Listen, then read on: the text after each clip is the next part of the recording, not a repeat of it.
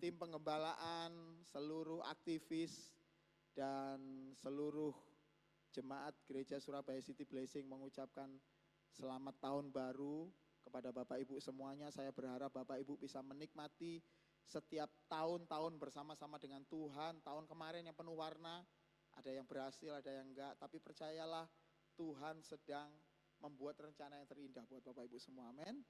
Nah, tahun ini adalah tahun yang sangat luar biasa karena apa? Tahun kemarin kita seperti seolah-olah ada di dalam pergumulan doa-doa kita, dan tahun ini kita menghadapi sesuatu yang dahsyat Bapak Ibu. Saya bukan peramal, tapi inilah pesan yang disampaikan oleh Bishop Baptist, ya, Bishop kita semuanya sama-sama, ini Nabi juga Pastor Paul Tan, ya, yang menyampaikan kepada kita semuanya beberapa saat yang lalu mengenai apa yang akan kita hadapi di tahun-tahun yang ke depan. Dan saya berharap Bapak Ibu bisa bersiap untuk menghadapinya, ya. Hari ini saya akan bicara mengenai Arise and Build. Katakan sama-sama, Arise and Build. Apa itu Arise and Build? Arise itu adalah bangkit dan build itu membangun. Nah Bapak Ibu, ketika saya dikasih tema mengenai Arise and Build ini, seluruh City Blessing di Indonesia bahkan di dunia ini memiliki tema yang sama, Arise and Build. Kita diperhadapkan pada satu kisah, ya, ayatnya nanti kita akan pelajari sama-sama di dalam kitab Nehemia. Kitab Nehemia itu unik. Nehemia itu adalah seorang nabi yang hidupnya pada saat awal-awal gereja, awal-awal bait Allah itu mau dibangun lagi. Kenapa bait Allah mau dibangun lagi? Karena pada saat itu bait Allah baru saja diruntuhkan, sekitar 100 tahun sebelumnya diruntuhkan oleh orang-orang Babilonia. Pada saat itu semua orang-orang pintarnya Israel itu dibawa ke Babel, Babilonia, Raja Nebukadnezar. Dan ketika tahun demi tahun berjalan, orang Israel itu ingin agar bait Allah itu dibangun lagi. Kota Yerusalem itu dibangun lagi, tapi mereka nggak bisa. Karena mereka di dalam masa tawanan. Di saat-saat itulah mereka berdoa. Mereka bisanya cuma nangis dan berdoa, karena mereka nggak punya kemampuan. Sampai pada satu saat Babilonia itu dikalahkan oleh Persia, dan kemudian raja yang berkuasa adalah Raja Kores. Dulu Nebukadnezar, Darius, sekarang yang berkuasa adalah Raja Kores. Raja Kores ini di Alkitab adalah raja yang tidak percaya Tuhan, tetapi dia dipilih oleh Tuhan untuk bangsa Israel mulai membangun kembali. Ada satu sukacita yang besar yang dimiliki oleh bangsa Israel, seolah-olah ada pengharapan, nah kita akan kembali lagi ke Israel, kita akan bangun bait Allah kembali. Kenapa bangsa Israel perlu membangun bait Allah? Karena bangsa Israel nggak bisa berdoa kalau nggak di bait Allah. Tuhan sudah menunjukkan tempatnya, Tuhan sudah menunjukkan caranya, tempatnya di bait Allah. Makanya ketika mereka ada pengharapan, Raja Kores mengizinkan mereka membangun, maka Zerubabel orang Israel itu kemudian mulai golongan pertama, ya, rombongan pertama itu berangkat ke Israel. Sekitar 2 jutaan orang datang untuk mulai membangun lagi bait Allah dari puing-puing Bapak Ibu. Semuanya sudah diruntuhkan oleh orang Babel. Maka mereka membangun lagi dari puing-puing. Nah kemudian masa itu belum selesai karena pembangunannya sangat panjang. Masa itu belum selesai, kemudian masuk ke masa Nabi Ezra. Ezra ini 50 tahun setelah Zerubabel membangun bait Allah. Kemudian ketika Ezra membangun, mulailah dia mulai memperbaiki kembali bangunan-bangunan yang dulu runtuh, rontok sampean, kayak gigi aja, ya runtuh. Nah kemudian Ezra kemudian bekerja sama dengan seorang yang namanya Nehemia. Dan uniknya Nehemia ini tidak membangun bait Allah, melainkan membangun tembok di sekeliling kota Yerusalem. Jadi bait Allah sudah dibangun pada zaman Ezra, kemudian dibangun tembok. Kenapa? Karena tembok itu adalah pertahanan orang pada zaman itu, pada masa itu. Tapi temboknya dibangun pun semuanya atas petunjuk Tuhan. Jadi berapa lebarnya itu sama seperti petunjuk Tuhan. Maka Nehemia kemudian membangun tembok. Saudara, di kitab Nehemia inilah ayat mengenai Rise and Build itu ada. Nah, kalau Bapak Ibu sudah ngerti bagaimana ceritanya, nah pasti sudah tahu ya, untuk membangun tembok itu diperlukan perhitungan yang sangat matang. Diperlukan hitung-hitungan yang luar biasa. Nah, ketika Nehemia melihat ada pengharapan untuk membangun tembok itu, dia berdoa dan kemudian dia minta izin kepada raja pada saat itu, pengganti Raja Kores namanya Artasta, ya. Dia minta izin, raja saya mau membangun tembok. Berapa lama? 52 minggu itu. 52 hari, bukan minggu, ketahuan.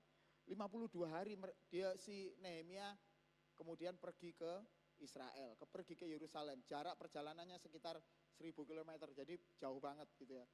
Dia mungkin berjalan kaki. Nah, yang luar biasa, raja pada saat itu Artasasta itu memberikan seluruh komponen-komponen material-material bangunan kepada si Nehemia. Karena Nehemia ini adalah juru minum raja, orang yang melayani raja, sangat baik melayani raja. Kemudian raja percaya sama dia, diberikan bahan-bahan bangunan untuk membangun tembok. Nah, bahan-bahan bangunannya sudah ada, Bait Allah sudah terbangun. Apa yang perlu dipersiapkan? Yang perlu dipersiapkan adalah mentalnya orang Israel. Karena orang Israel ini sudah lama mereka menyaksikan Bait Allahnya sudah runtuh. Sudah lama mereka dijajah. Bahkan sudah lama mereka hidup dengan gaya-gayanya orang Babel, orang Babilonia penjajah mereka. Maka yang perlu dilakukan Nehemia adalah membangun manusia-manusianya. Dan disinilah pertentangan itu terjadi.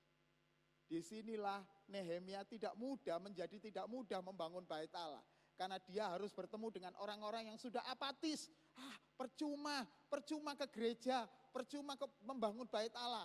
Percuma aku membangun temboknya Bait Allah, percuma cuman itu aja. Toh enggak berpengaruh sama diriku. Dan yang luar biasa ada orang-orang yang mengejek. Kita nanti akan melihat ya.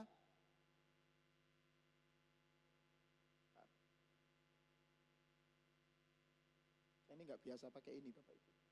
Ini. Ya, oke. Kita baca sama-sama ya Bapak Ibu, kelihatan nggak dari situ ya. Nehemia 2 ayat 20. Nehemia pasal yang kedua ayat yang ke-20. Yang sudah ketemu katakan amin. Loh kok sik loro sik ansih ketemu. Kita ngene kene wis ono. Yo aja sing nang kene nek gak ketemu. Kalau enggak Bapak Ibu, yang sudah ketemu katakan amin. Nah, gitu. Perasaan orangnya 1000 di sini yang ngomong amin mek loro.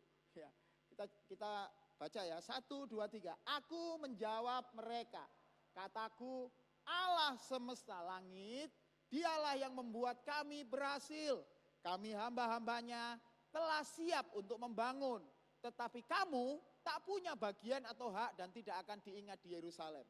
Kata rise and build itu diambil dari kata ini, telah siap membangun. Kalau bahasa Inggrisnya rise and build. Nah Bapak Ibu perhatikan ya, ayat ini adalah ayat yang menggambarkan kejadian pada saat itu.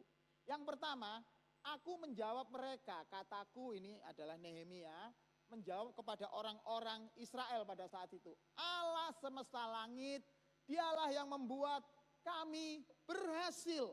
Perhatikan Bapak Ibu. Nehemia pada saat itu berkata kepada orang Israel, yang membuat Bait Allah bisa dibangun lagi, yang membuat Bait Allah bisa kita gunakan lagi untuk ibadah, bukan kita. Bukan kita yang hebat, tetapi adalah Allah semesta langit. Dialah yang membuat kami berhasil. Perhatikan Bapak Ibu ya. Kalau Bapak Ibu di tahun-tahun yang lalu mengalami berkat yang luar biasa, itu bukan karena saudara orang hebat. Saudara pakai cara-cara yang luar biasa. Ya memang cara itu perlu. Tetapi yang membuat segala sesuatunya berhasil adalah Allah.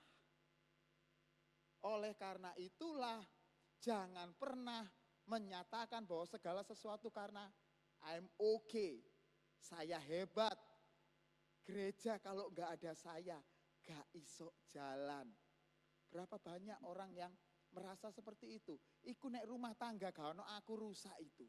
Itu naik keluarga itu gak tak tolong, gak bisa apa-apa. Itu kalau aku gak kerja keras, gak bisa apa-apa. Perhatikan baik-baik, semua yang dikerjakan, yang membuat berhasil itu adalah Allah. Kita nanti akan semakin banyak belajar tentang apa yang Tuhan lakukan dalam hidup kita. Supaya Bapak Ibu tahu Bapak Ibu ya, kalau cuman masalah berhasil itu hanya dihitung oleh uang, dihitungnya dengan uang. Orang yang tidak percaya Yesus pun juga punya seperti itu. Bayangkan orang yang tidak percaya Yesus kan juga soge, ono sing soge. Sing ngomahe ngene Citraland niku gak kabeh Kristen. Gak kabeh City Blessing gitu. Ono sing tidak percaya juga. Bapak Ibu yang percaya itu juga sekarang jadi kontraktor ya akeh. Kalau saya suruh angkat tangan ya ono sih, kan gitu kan ada. Nah, tetapi perlu Bapak Ibu ketahui, Kalau sampai kita anak-anak Tuhan menjadi orang yang berhasil, itu bukan karena kita hebat. Saudara bisa ngerti bedanya antara orang tidak percaya Tuhan sama orang percaya Tuhan. Orang tidak percaya Tuhan segala sesuatu melihat dirinya sebagai orang hebat. Aku loh hebat, aku loh luar biasa, aku loh pinter. Bahkan saking luar biasanya orang-orang seperti ini menganggap dirinya paling benar dan wong liya salah. Saudara pernah ketemu dengan orang seperti itu? Pernah? Ngerti, tahu mesti. Bahkan mungkin kita yang kayak gitu ya. Gak usah dijawil koncone, iku kon lo yo. Enggak, ojo. Iku firman, kayak wong iku firman, gak usah. Coba lihat diri kita. Berapa banyak kita ini juga masih memiliki pola yang sama, pola pikir yang sama. Walaupun kita Kristen, walaupun percaya Yesus karena kita tidak diisi oleh kebenaran yang sebenarnya. Merasa bahwa segala sesuatunya, aku ini yang luar biasa. Gitu. Nah, perhatikan baik-baik.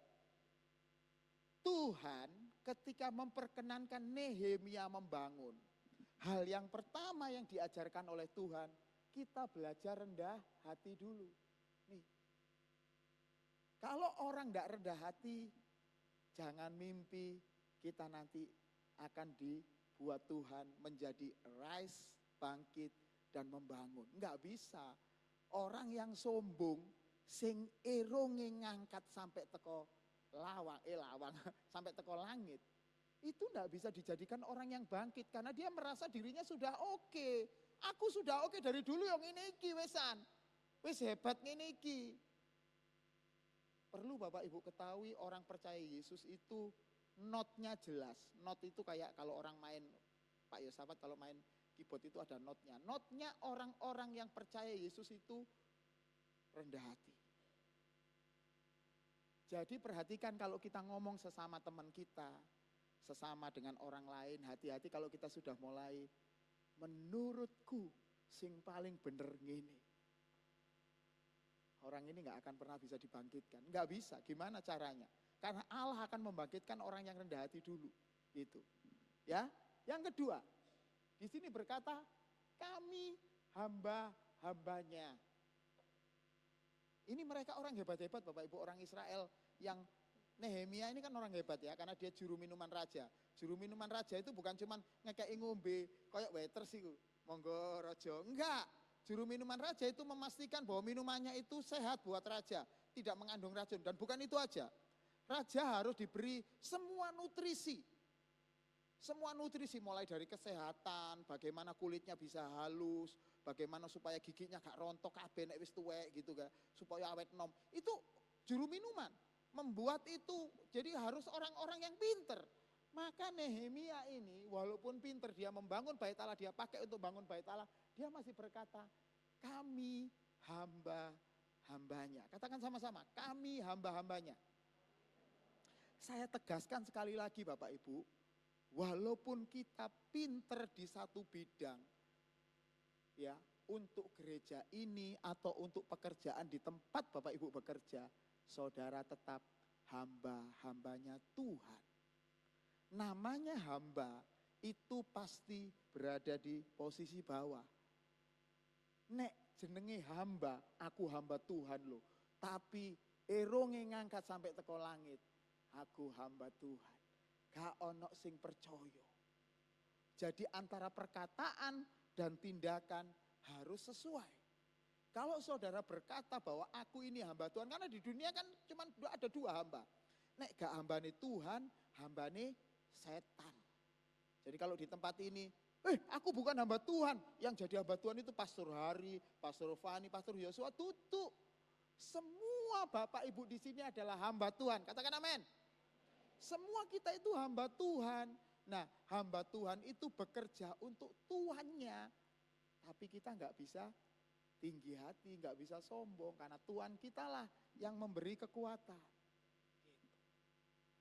Di titik inilah Nehemia bertindak benar di hadapan Tuhan. Bahwa walaupun dia orang hebat, dia merasa bahwa dia adalah hamba. Baru setelah itu, kami telah siap untuk membangun. We can rise and build.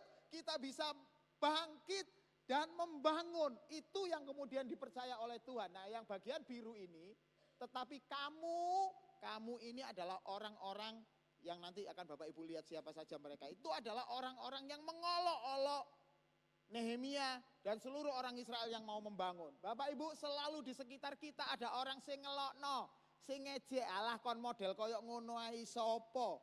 Kan ada kan? Kita sudah mulai sedikit lebih maju gitu ya melayani Tuhan. Iso opo arek iku? Nyanyi fales. Nadane ket biyen bunyinya nadane dipencet Pak Yosafat muni ngeng ngeng ngeng. Nah, orang-orang seperti ini biasanya banyak yang mengolok-olok. Perhatikan Bapak Ibu ya. Ketika kita mulai rise and build, akan selalu ada orang-orang di sekeliling kita yang mulai mencibir. Gak iso opo-opo gaya.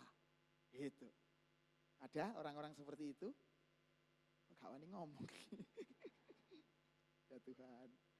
Biasanya kalau meneng ini berarti tertuduh gitu. Ya. Ya, enggak ada di sini, enggak ada yang aku maksudnya gitu. Ada orang-orang yang akan berlaku seperti itu. Even itu teman kita sendiri loh. Orang yang kita percaya akan ada orang yang seneng nyokurno. Kapokmu kapan? Syukur bukan bersyukur ya, bersyukur selalu bukan. Syukur, kayak U, bukan pakai U. Syukur kapokmu kapan? Akan ada orang-orang yang seperti itu. Dan orang-orang yang seperti ini adalah orang-orang yang menurut bahasa sekarang ini nyinyir. Nyinyir. Elek ya bahasanya nyinyir. Akan ada orang seperti itu. Nah, perhatikan Bapak Ibu. Orang yang seperti itu akan merasa segala sesuatunya harusnya saya, bukan dia. Coba perhatikan kan? Jelas kan? Makanya kenapa orang sombong, orang yang tinggi hati, merasa benar sendiri, itu nggak bisa rise and build, nggak bisa diajak rise and build. Karena apa? Nih, tetapi kamu tidak punya bagian atau hak dan tidak akan diingat oleh di Yerusalem. Di Yerusalem akan ada orang yang mengolok-olok kita. Walaupun itu tidak ngomong ke kita, jangan saudara berpikir orang yang mengolok-olok itu di depan kita. Kapokmu kapan? Enggak. Di belakang. Saudara tidak tahu. Taunya kok nek ana wong sing ngomong, ana sing lapor, bolomu mari ngono lapor. Kon lho dirasani ambek iko. Nah, disitulah kemudian respon kita terhadap firman Tuhan penting. Kalau saudara enggak terima, diparani, dijak gegeran, ibu-ibu biasane dicenceng, bapak-bapak diewengkes ngene, gak terima terus mari ngono dijak gegeran. Berarti bukan orang yang rendah hati. Masih ingat yang dilakukan oleh Tuhan Yesus Kristus ketika dia disalib kan? Saya sering kali ngomong di tempat ini, ketika orang menghina dia, ketika orang mengolok dia, ketika Yesus disalib itu, jarine anak Allah. Jari ini Mesias, kok disalib loh, kok gak iso mudun loh, kok akhirnya mati loh. Kan orang ngolok kayak gitu kan sekarang ini. Kalau zaman dulu nih orang Romawi ambek melete. You know what is the meaning of melete? Kalau nggak tahu tanya sebelahnya. Sama melete gitu. Lihat sama Tuhan, lihat Yesus. Gak apa-apa ya ini jamnya terus saja. Kalau perlu kita jam 12. Karena nggak ada ibadah for. Nah, lihat gini sambil ngomong, kalau engkau anak Allah, memang anak Allah, buktikan kepada kami turun. Yesus kira-kira bisa turun gak? Bisa, tapi untungnya itu Yesus duduk sampean. Nek sampean kan mudun temenan. Karena punya kemampuan, merasa paling benar, merasa paling hebat. Kon sopo? Sopo awakmu? Lali. Nek aku iki sopo? Sopo aku? Mbuh. Itu. Kadang-kadang kita lupa bahwa kita ini kekuatan kita dari Tuhan dan kita ketika dihina, kita merasa berhak untuk membalas.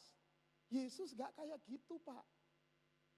Sekali lagi untungnya Yesus bukan sampean semua, nek sampean mudun temenan, wonge ditempeling sampai jungkir ke gulung gemek. Dan kemudian bikin pengumuman, update status. Orang yang menghina saya, sekarang ate mati. Sekarang kena stroke, kapok kon. Kayak kita puas gitu loh kalau ada musuh kita, orang yang menghina kita itu urepe tambah soro. Ada enggak di sini? Enggak ada yang ngaku. Gitu. Tapi Yesus enggak, Yesus berkata seperti ini. Tuhan, Bapa, ampunilah mereka karena mereka tidak tahu apa yang mereka perbuat. Nilai itulah yang harus dimiliki oleh orang yang arise and build. Kalau kita sampai menjadi orang yang mengolok menghina ini, apa Ibu?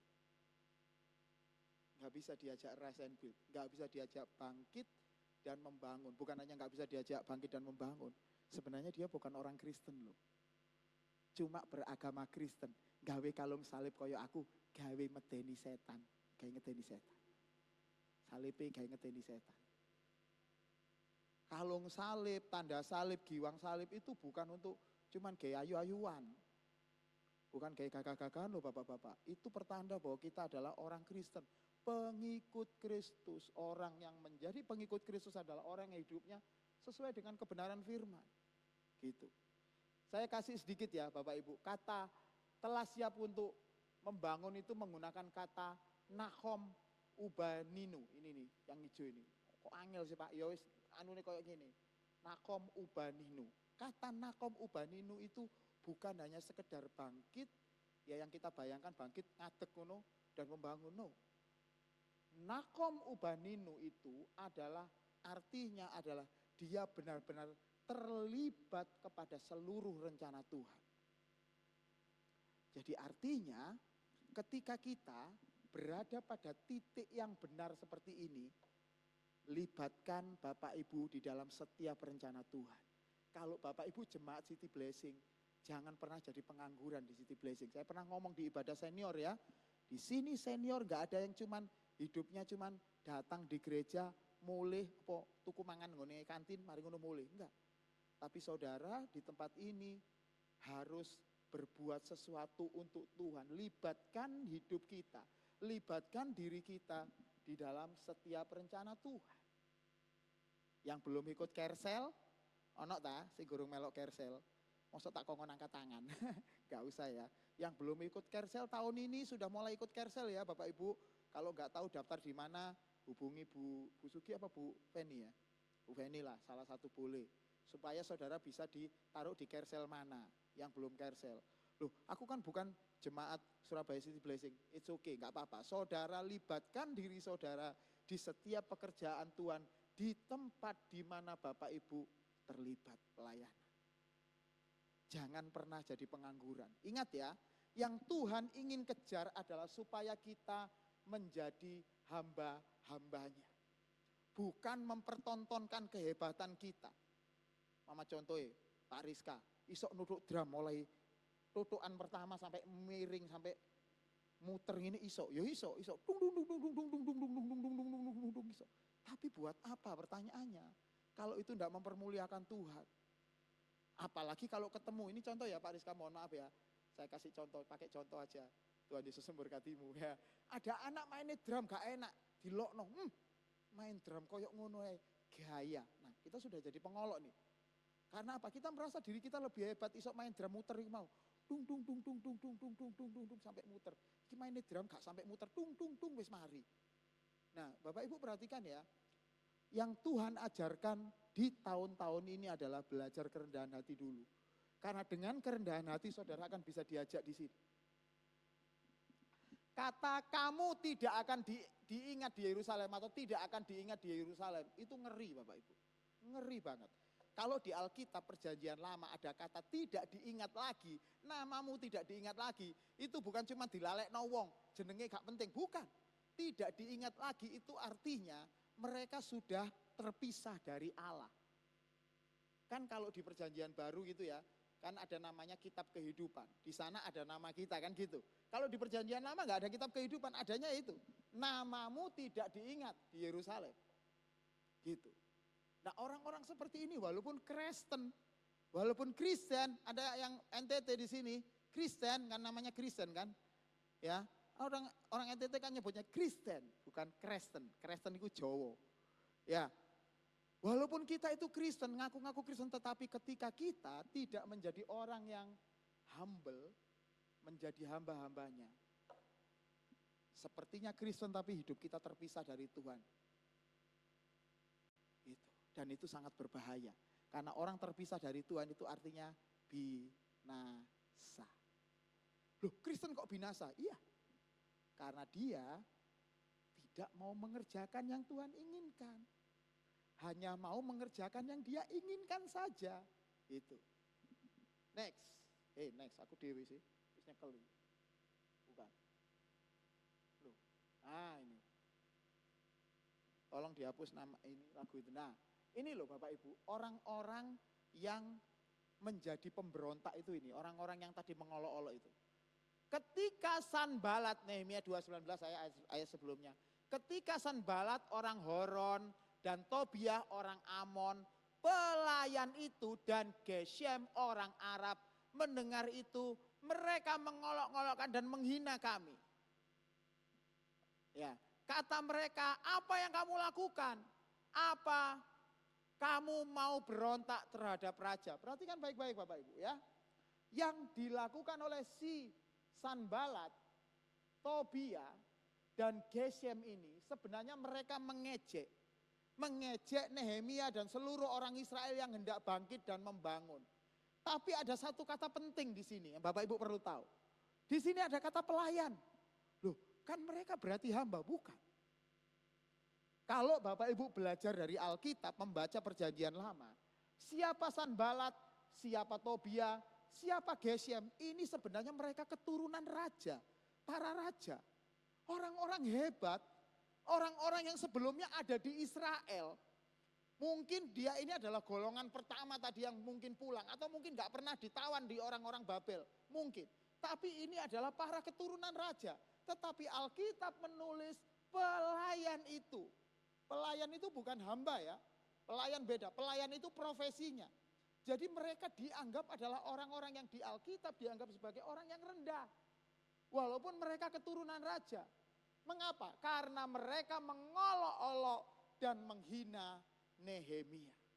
Pesannya, ketika saudara memulai lagi hidup benar, memulai lagi mau terlibat di pelayanan, ya Tuhan aku mau Tuhan. Mulai tahu bahwa rencana Tuhan luar biasa sama Bapak Ibu. Atau mulai bahwa Yesus itu adalah menjadi Tuhan dan Raja atas hidup Bapak Ibu. Perhatikan baik-baik. Akan ada orang yang mengolok-olok, mengejek, dan bahkan memfitnah. Dari mana fitnah ini? Ini loh. Apa kamu mau berontak terhadap raja? Nehemia tadi sudah ngomong sama rajanya.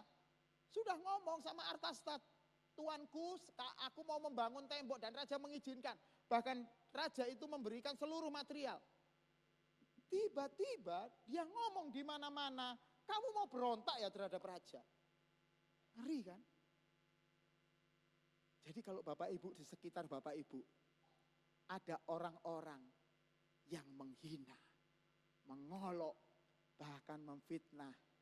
Tugas kita bukan membalas mereka. Karena Alkitab ini gak ada tulisan, maka dipanggillah Sanbalat, Tobiah, Geshem, dan kepalanya dipenggal di depan bangsa Israel. Gak ada. Apa yang dilakukan oleh Nehemia tadi cuma berdoa, kiranya namamu tidak ada lagi di Yerusalem. Gitu. Berdoa, dia ngomong sama Tuhannya.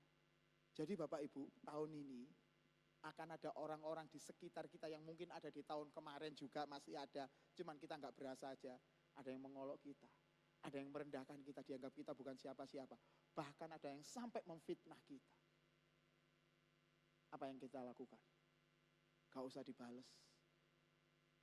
Gak usah kita terus kemudian berurusan dengan dia. Enggak, diam aja. Kita berdoa sama Tuhan. Saudara tahu mengapa? Bentar ya. Next. Next aja, gini kayaknya nggak bisa ini Pastor Joshua. Loh, ini balik lagi. Oh bisa ya? Nggak bisa Pastor. Nah ini.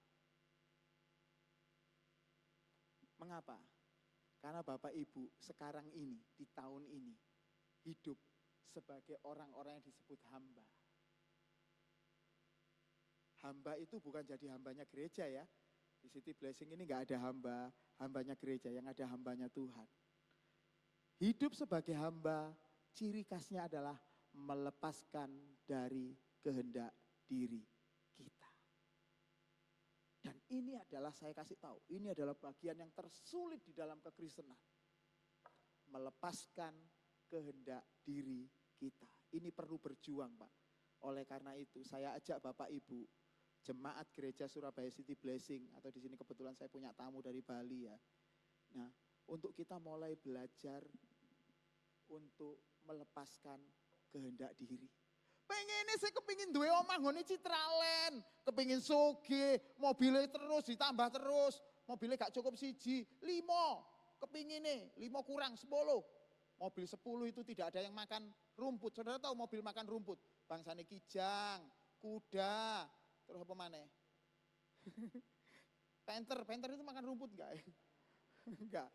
Saya enggak mau, saya mau mobilnya build up. Untuk apa? Untuk apa kita sampai seperti itu? Yang paling penting adalah saudara menjadi hamba dan belajar untuk melepaskan kehendak diri. Mengapa? Kita latihan Pak, Bu. Kita latihan. Latihannya apa? Latihan untuk apa? Latihan untuk nanti memerintah loh bersama-sama dengan Tuhan di surga nanti.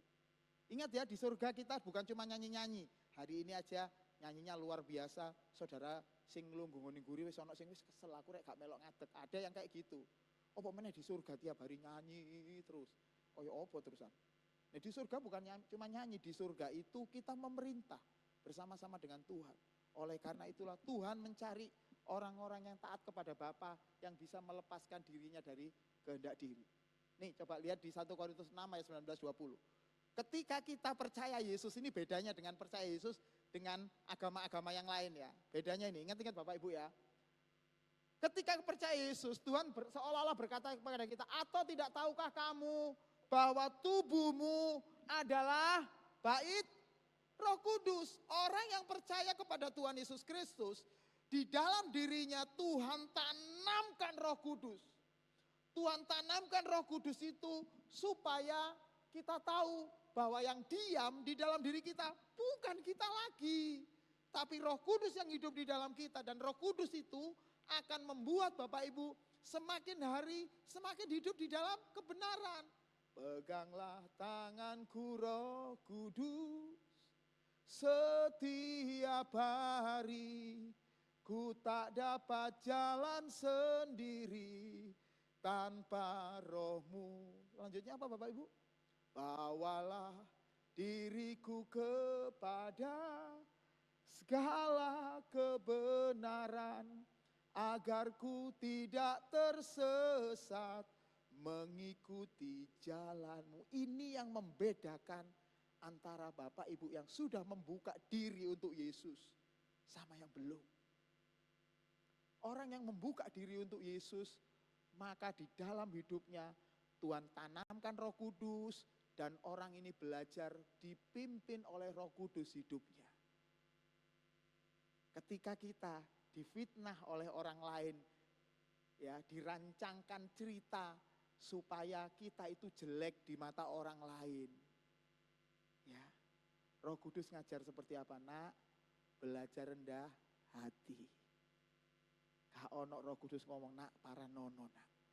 Gawokno celurit loro. Siji ke nebas ndase, siji sekele. Gak ono ceritane koyok ngono. Roh Kudus selalu memimpin Bapak Ibu kepada kebenaran. Gitu. Oleh karena itulah yang paling penting itu jangan mudah tertuduh, jangan mudah terintimidasi. Ketika Nehemia, kamu berontak terhadap raja. Bisa jadi Nehemia iya ya, ojo iya ya. Nah, yang membuat kita itu sering tidak percaya bahwa kekuatan Roh Kudus dalam diri kita, kita merasa tertuduh. Ada orang lain mengolok-olok, ada orang lain memfitnah kita. Kita membuat seolah-olah kita hidupnya sama seperti orang yang memfitnah itu loh. Loh aku ojo kayak ngono. Enggak, saudara, ketika saudara berjalan nih ya, berjalan sesuai dengan Roh Kudus pimpin, saudara percaya saja bahwa saudara berjalan bersama-sama dengan Roh Kudus. Saya lanjutkan ya ayatnya. Roh Kudus yang kamu peroleh dari Allah, ditegaskan lagi. Kalaupun Roh Kudus itu menolong Bapak Ibu jadi orang yang hebat, itu bukan karena kita hebat. Kalaupun Roh Kudus berhasil membuat Bapak Ibu menang melawan segala macam pergumulan, itu bukan karena Bapak Ibu hebat. Karena Roh Kudus yang kita peroleh dari Allah. Sekali lagi, kalaupun Roh Kudus memberkati Bapak Ibu di tahun-tahun depan ini, Tahun-tahun yang kemarin juga Tuhan sudah memberkati. Saya kasih tahu sekali lagi, itu bukan karena kita orang hebat. Itu karena Tuhan yang memberi kekuatan. Kemudian apa? Dikatakan di sini bahwa kamu bukan milik kamu sendiri. Ini namanya menyerahkan kehendak diri kita, menundukkan kehendak diri kita buat Tuhan. Orang yang dipimpin Roh Kudus di dalam hatinya penuh dengan Roh Kudus itu bukan berarti enggak nyambut gawe, bukan berarti enggak kerja, enggak bisnis, enggak. Ketika dia berhasil diberkati Tuhan, dia menyerahkan apapun supaya kehendak Tuhan terjadi dalam dirinya. Dia tahu bagaimana menggunakan uang itu, dia tahu bagaimana menggunakan berkat itu, bukan untuk pamer. Dhisik, aku waktu ngelamar anake ditolak. Aku mau tunjukkan gawe mercy ngene ngarepe omahe. Weng. Digas sing banter. Weng. Wong metu sapa iku? Mari ngono metu ambek mlete. Mlete maneh. Supaya menunjukkan, hebat dia sekarang. Buat apa? Buat apa saudara diacungi jempol oleh orang lain, tapi saudara tidak melakukan kehendak Bapa? Untuk apa saudara balas orang itu sampai orang itu mungkin ya? Ada orang memfitnah kita gak terima, mari ngono dibalas sampai uang itu lara stroke umpama. Pasturmu iki pernah lara stroke. Lara stroke gitu umpama ya. Terus kita merasa kapok kon, syukur. Untuk apa? Terus kemudian kita merasa hebat gitu. Kualat mbek aku. Kan urusane wonge stroke ya stroke kae. Wong saya ya pastor iku ya kena stroke bulan Februari wingi. Masa aku kualat mbek jemaat. Kan ya enggak, ya waktunya stroke ya stroke aja. Tinggal saya jaga makanan, jaga pola hidup, kan tinggal gitu aja Bapak Ibu. Nah Tuhan buat Bapak Ibu itu berurusan terhadap ini. Supaya kita tahu bahwa kita bukan milik kita sendiri. Mengapa? Ayat lanjutannya hebat nih, luar biasa nih. Ayat terakhir. Sebab kamu telah dibeli dan harganya lunas dibayar. Bapak Ibu dengarkan baik-baik. Ketika kita percaya Yesus, seperti Yesus membeli Bapak Ibu dari tangannya iblis, kita yang seharusnya nanti wis dadi NTP neraka. Saudara tahu NTP neraka kaya apa? Nek masak sego. Betul Pak. Masak sego ono sego sing garing-garing nemplek, iku jenenge intip. Itu kita dulu ketika kita tidak percaya Yesus. Ketika saudara mengundang Yesus masuk dalam hidupmu, meminta Roh Kudus supaya mengubah hidupmu, dengarkan baik-baik. Engkau bukan hanya sedang diselamatkan dari neraka ke surga, enggak. Tapi engkau dilibatkan pada seluruh rencana Allah, mulai dari kita percaya sampai kita nanti kekekalan, dalam hidup kekekalan. Itu yang sedang Tuhan lakukan. Makanya banyak orang menolak. Kok banyak orang menolak? Kalau kayak gitu kenapa enggak semua orang percaya Yesus? Karena modelnya kayak Sanballat tadi. Jadi pengolok-olok. Berapa banyak di antara kita yang datang ke gereja, ibu-ibu yang datang ke gereja kalau konseling sama saya, aku nek nang gereja pastor, bojoku iku mencep. Mencep iku. Ngono ya. Gaya hayang udah gereja-gerejaan. Berapa banyak orang seperti itu, tapi dengar baik-baik. Ketika Bapak Ibu mau terlibat dalam rencana Tuhan, tahu bahwa kita sudah dibeli, harga kita lunas dibayar, maka yang perlu kita lakukan adalah muliakanlah Allah dengan tubuhmu. Apa yang saudara punya untuk Tuhan? Muliakanlah Tuhan, muliakanlah Allah dengan itu. Saya minta tolong pemain musik. Bapak Ibu, di tahun-tahun yang baru ini, saya mengajak Bapak Ibu semua, ayo kita rise and build rencana Tuhan. Kita mulai bangkit. Dari kita yang dulu suka balesin musuh-musuh kita. Dari dulu kita yang gampang sakit hati. Dulu yang kita suka bikin dosa. Yuk, come on, rise. Why? Kenapa kita harus rise? Karena Tuhan akan membuat Bapak Ibu terlibat di dalam seluruh rencana Tuhan yang besar. Pertanyaannya adalah, mau enggak kita terlibat dalam rencana Tuhan yang besar? Kalau mau, mulai belajar humble, kerendahan hati. Mulai belajar kita untuk dibentuk oleh Tuhan, rendah hati. mulai belajar Bapak Ibu untuk mau, walaupun ditegur, tapi kita tahu, ditegur firman Tuhan ya, kita benerin diri kita. Kita buat diri kita sesuai dengan firman Tuhan. Kita tunduk kepala yuk. Tak kusangka sejak dulu kau menunggu hidupku di altarmu. Ku sadari selama ini kau menanti. Ku akui semua dosaku, ku lepas kehendakku, biar seluruh nafasku memuliakanmu, Yesus Tuhan dan Rajaku. Bapak Ibu, ini adalah awal tahun kita ibadah. Saya di awal tahun ini rindu untuk mengundang Bapak Ibu yang menyadari bahwa hidupnya sudah saatnya untuk rise and build. Sudah saatnya untuk menjadi orang-orang yang taat kepada kehendak Tuhan. Kalau ada orang-orang yang seperti ini, saya ajak Bapak Ibu doa bareng-bareng sama saya di tempat ini, di depan. Orang yang maju ke depan bukan orang yang berdosa, tapi orang yang mau sama-sama seluruh tim pengembalaan di Gereja Surabaya City Blessing untuk terlibat dalam rencana Tuhan. Saya undang Bapak Ibu bangkit berdiri yuk. Saya kasih waktu beberapa saat untuk Bapak Ibu memutuskan apakah aku mau terlibat pada rencana Tuhan. Kalau mau, ayo saya undang maju. Tak kusangka sejak dulu. Kalau ada Bapak Ibu boleh maju ke depan, gak apa-apa. Amin. Amin. Ada lagi? Gak apa-apa. Ayo. Di altarmu ku sadari. Ada lagi? Monggo Bapak Ibu. Yang mau minta kesembuhan yang luar biasa, mujizat Tuhan terjadi tahun ini maju. Saya mau berdoa buat Bapak Ibu semuanya. Mau saya impartasikan rencana Tuhan dalam hidup Bapak Ibu. Ada lagi? Gak apa-apa.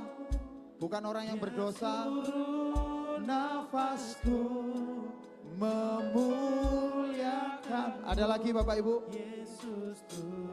Anak-anak muda, orang-orang muda. Tak kusangka, amin, sejak dulu. Saya minta tolong Asher untuk berdoa bersama-sama saya yuk. Pak Kris, Pak Seno, Pak Yusa. Di sini ada ibu-ibu yang perlu didoakan. Ayo maju Pak. Bu Wulan, para Asher. Selama ini kau menanti para dia. Ku akui setiap dosaku, ku lepas kehendak. Ya, ayo, masih saya tunggu. Biar seluruh nafasku memuliakanmu, Yesus Tuhan Rajaku. Tak kusangka sejak dulu kau menunggu hidupku di altar.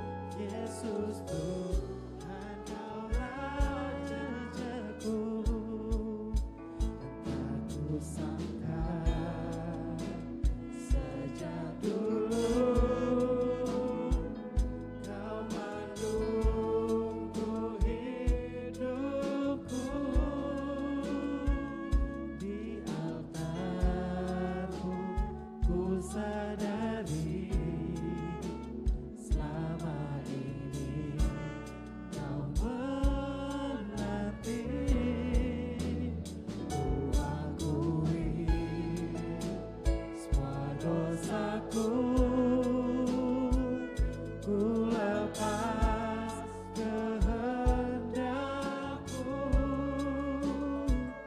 biar seluruh nafasku memuliakan-Mu, Yesus Tuhan Kau Rajaku. Aku sangka sejak dulu Kau menunggu hidupku, di altar-Mu ku sadari selama ini Kau menanti. Ku akui semua dosaku, ku lepas kehendakku, biar seluruh Nafasku Bapak Ibu, angkat tangan kita ke arah Tuhan. Sama-sama kita memuji Tuhan. Kita terlibat dalam rencana Tuhan. Katakan, aku sangka sejak dulu Tuhan menunggu kita semuanya. Tunggu hidupku di altar-Mu, ku sadari selama ini Tuhan menanti Bapak Ibu. Selama ini Tuhan menanti kita. Katakan, ku akui semua dosaku, ku lepas kehendakku, biar seluruh nafasku memuliakan-Mu, Yesus Tuhan Kau Rajaku. Bapak Ibu, kita akan langsung ke dalam sakramen perjamuan kudus untuk yang pertama kali di tahun ini. Bapak Ibu siapkan terlebih dahulu roti dan anggur ada di tangannya Bapak Ibu semuanya.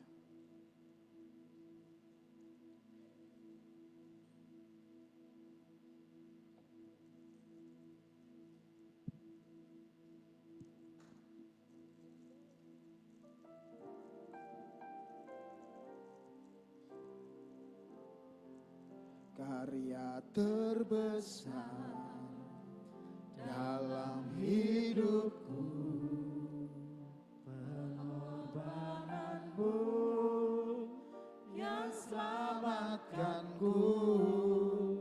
Engkaulah harta yang tak ternilai, yang ku miliki dan ku hargai. Yesus Engkau ku kagumi. Sekali lagi Bapak Ibu katakan, karya terbesar dalam hidupku, pengorbanan-Mu yang selamatkanku. Engkaulah harta yang tak ternilai, yang ku miliki dan ku hargai. Yesus Engkau ku kagumi. Mari kita angkat roti lebih tinggi dari kepala kita. Roti yang dimana kita ini adalah perlambang tubuh Tuhan Yesus Kristus. Tubuh Kristus yang dipecah-pecahkan untuk kita semuanya. Supaya kita bisa mendapatkan keselamatan yang luar biasa, pengampunan dosa. Dan segala hal yang membuat kita terlepas dari segala kutuk dan sakit penyakit. Roti yang 2000 tahun yang lalu tubuh Yesus sendiri sudah terpecah-pecah. Supaya kita mendapatkan keselamatan kekal yang tidak dimiliki oleh tempat lain atau Allah-Allah yang lain. Terlebih dahulu dengarkanlah firman Tuhan. Sebab apa yang telah kuteruskan kepadamu telah aku terima dari Tuhan. Yaitu bahwa Tuhan Yesus pada malam waktu ia diserahkan, ia mengambil roti, dan sesudah itu ia mengucap syukur atasnya, ia memecah-mecahkannya dan berkata, inilah tubuhku yang diserahkan bagi kamu. Perbuatlah ini menjadi peringatan akan aku. Bapak Ibu, bukankah roti yang terpecah-pecah ini adalah persekutuan kita dengan tubuh Tuhan Yesus Kristus? Mari kita makan sama-sama dalam nama Tuhan Yesus.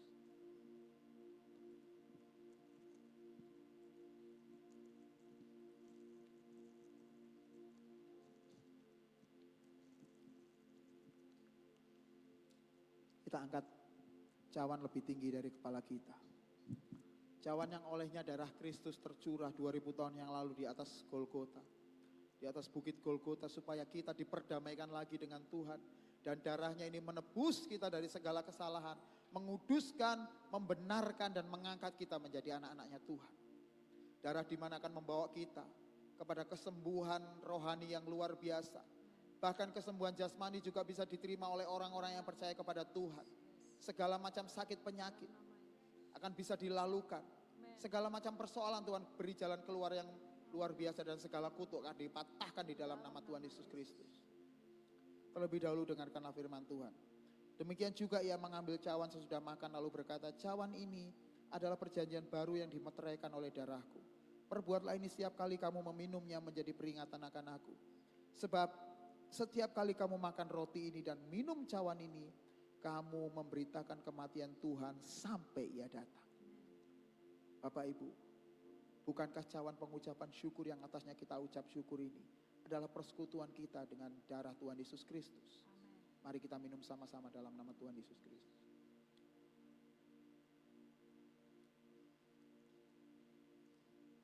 Karya terbesar dalam hidupku, pengorbananmu yang selamatkanku.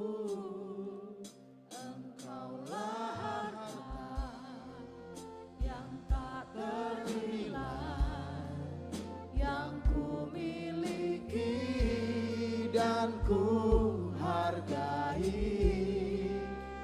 Yesus Engkau ku kagumi. Sambil bersyukur yuk, angkat wajah kita ke arah Tuhan, katakan, terbesar dalam hidupku, pengorbananmu yang selamatkanku.